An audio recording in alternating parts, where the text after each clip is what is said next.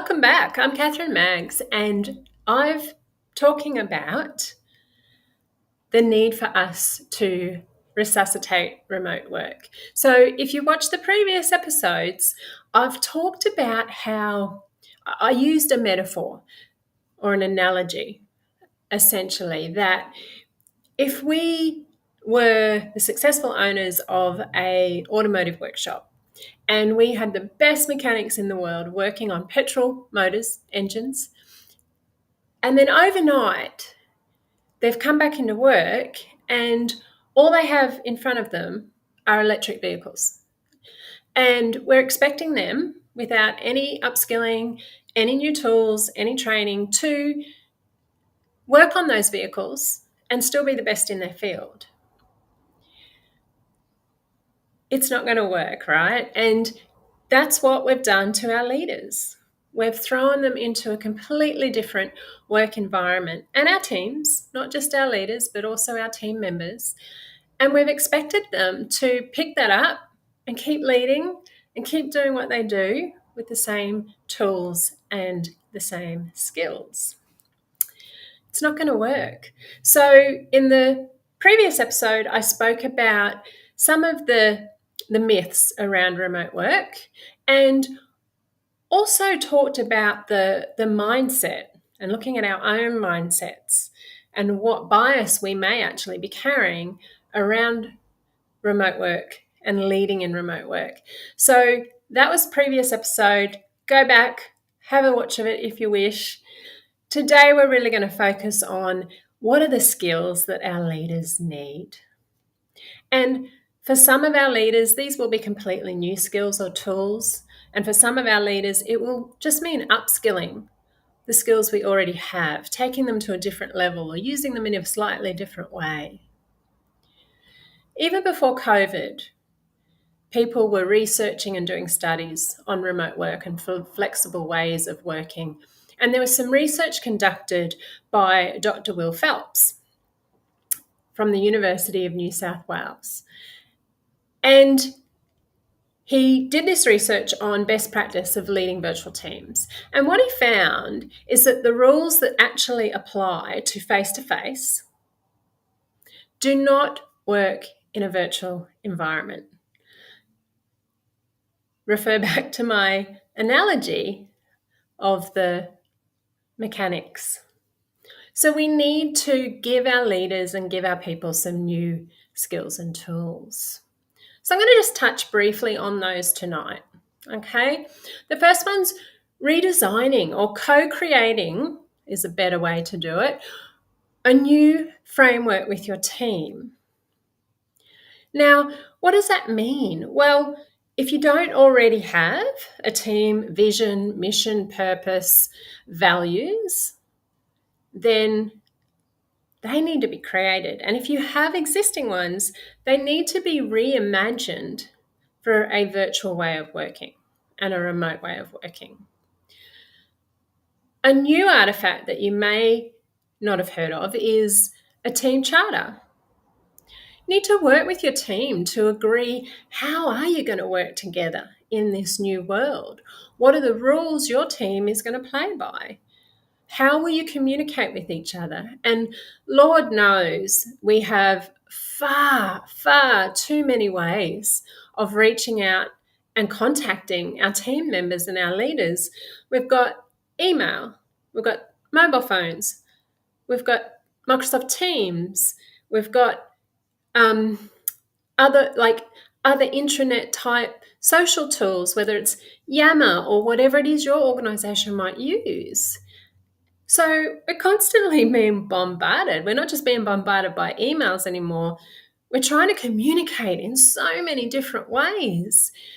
What are the rules around that?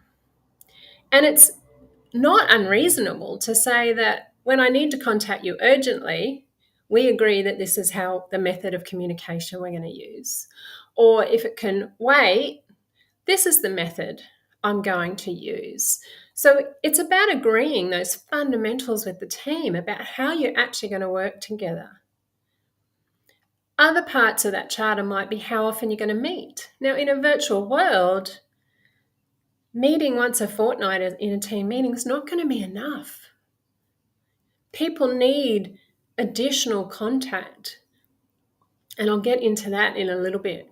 So you may even agree as a team, what is one day of the week or one day a fortnight that we all agree we're going to come into the office together as a team? Because that face-to-face is still important if it can be done. Depends how remote your team are geographically. So this team charter, this working charter that you have with your team is critical for remote work.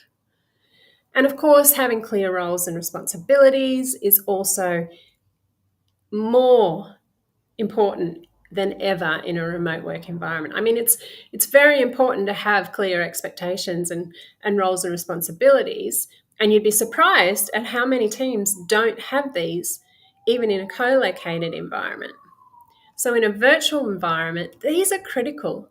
So these are some fundamentals, like that, they're your starting point as a leader. You need to have the framework and the structures in place to help support your team. The next one I want to talk about is accelerating accountability. Now, again, in a virtual world, you've really got to ramp up accountability, right? Because you're not there to observe what your team are doing. Your team aren't there to tap you on the shoulder whenever they're not sure of something. In a virtual world, it would not be uncommon without these team foundations and team charters.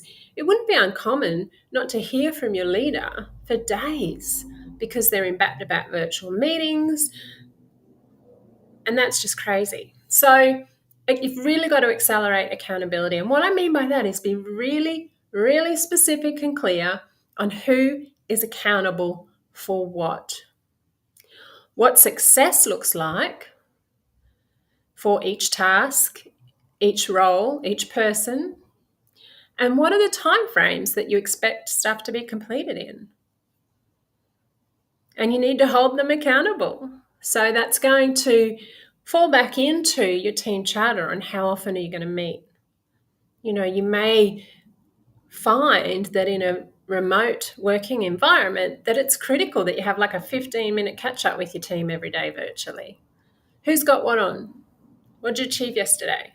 What have you got on today? Are there any blockers that you need my help with? Little things that might seem like they're more time consuming and putting more time in your diary, but in a virtual world, you've got to start being really picky about where you're spending your time and what meetings you're attending. Next, I want to talk about and put an emphasis on responsiveness. So again, in a remote work environment, people can go AWOL and you just don't hear from them. Not because they're not working, but because they're just so focused, or they're in back-to-back Zoom meetings or Teams meetings, and they just don't have time to get back to you. So again, you can see how critical this team charter is. So you need to understand and work with your team to understand who will be available when. You know, as a leader, you can say, I am going to leave this chunk of time twice a week. You know, maybe it's a Tuesday morning from 9 to 10 and a Thursday afternoon from 4 to 5. I'm going to leave that time in my diary just to be contacted by my team, you, so that you can escalate anything you need to me, or any questions you need to ask me, or anything you need to clarify with me. So who's going to be available when? Agree on response times. You know, as I mentioned, it might be a case if it's really, really urgent, then I'll text you. Only within business hours, you've got to set your boundaries. Or it could be that when we want to communicate things just within our team, we use Teams. But if we need to communicate things that need to have an auditable trail, then that's via email. So you need to set these expectations and be really clear on these with your team. Next, creating connection. We all know that fundamentally, as human beings, connection is important, and that feeling that we belong is critical. In a remote work environment, that can be very difficult. You may not see a team member for a month if they live in another state or another country. So you've got to get creative in a remote environment and think about how can you create connection with your team. Now, you don't have to come up with all the ideas. Don't get me wrong. This is best done collaboratively with your team and asking them for ideas. There's certainly a lot of technology out there that can support these type of social connections. If it's possible, if you all live in the same state or part of the state and you can physically get into the office once a week or once a fortnight as a whole team, then coincide with that day in the office something that the team can do together that's a little bit social, a little bit fun. It might be a morning tea, it might be a lunch. It doesn't have to be the same thing every week. If you don't have that luxury, then look at what technology's out there that you can use to help bring and recreate the water cooler in the kitchen or the making the coffee. Like, how can you recreate that in a virtual world? It's certainly possible, and I've seen some really great examples where it's worked very effectively. So important to create connection, not just with your team members, but the wider department, your key stakeholders, because we don't get anything done in a silo. So think about all those people that you need to be building that connection with, and how can you build that in a virtual world? Communication. Now, all of us have been to leadership training where they've said communication, communicate, and then communicate some more. In a remote working environment, in a virtual working environment, communication has to be intensified even more. It has to even go up another level. But you need to be really strategic in your communication. You almost need to have your own comms plan just to manage your team. But again, it's agreeing with your team what is the best way to communicate certain messages. How do they want to hear different types of messages? And in what methods and mediums are they going to absorb those messages? So repetition, whether you're co-located or a remote work environment, repetition is key to reinforce the important things that you want your people to be aware of and remember. So you've got to consider all of that. The other thing that's really important that isn't such an issue when you're co-located are side conversations. Because when you're co-located, a side conversation, you can easily and quickly bring in other people around you. But in a virtual world, if you're having these side conversations with one team member or a couple of team members are having these side conversations, what you're potentially going to end up with is disconnection amongst your team, because not everyone's going to be part of that conversation and hear those messages. And it can also create an element of, I don't feel like I belong because I wasn't told about that. So it's really important that side conversations are kept to a minimum, and only where they're actually legitimately required, where you're giving one-on-one feedback with somebody, for example, that relates specifically and only to them. So communication is key. What types of messages are you going to communicate through what medium? This is a new one, potentially for a lot of people. Actually, I would say it is a new one for a lot of leaders. There are leaders out there, I have no doubt, that put this into play. But it's a culture of shared leadership. Now, shared leadership increases your engagement through empowerment, right? So find ways that you can get your team involved in shaping this new world and assigning responsibility out This is what I mean. This isn't all on you. This isn't all on the leader to take on all this additional work and responsibility that's going to take a lot of time. This has to be a shared effort across the team, and you can do this by building that culture of shared leadership. So you can identify and share best practices with each other, and this is something that the entire team can do, right? It's not just on the leader to go out and do this research. You can train in areas of expertise. So if someone has a particular area of knowledge, then in a new technology, then you ask that person to actually share that best practice and teach the other people. And that might be one of the social technologies that you identify, one of the technologies to share and create connection with your team. There might be a team member that already uses something that will be perfect, and you can share that, get them to share that with the team and share that best practice. So think about that. Even team building exercises, you can run them virtually.